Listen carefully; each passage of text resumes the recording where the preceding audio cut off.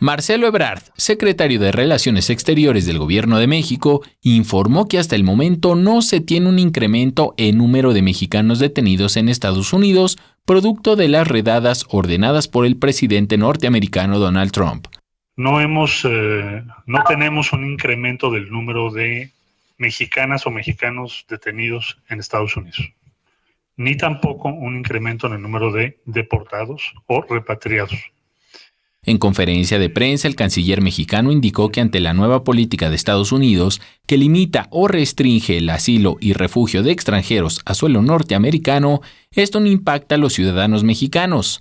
Marcelo Ebrard leyó un comunicado que establece la postura de México en torno a este último caso.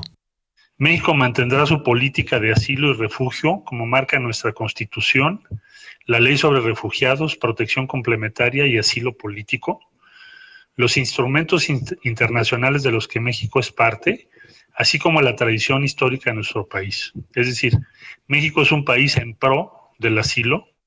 El canciller señaló que el gobierno de México se mantendrá atento a esta nueva política de los Estados Unidos y reiteró que es improbable que se niegue refugio en México por persecución política en el país de origen del solicitante. Agregó que México reitera el respeto a los derechos humanos de todas las personas.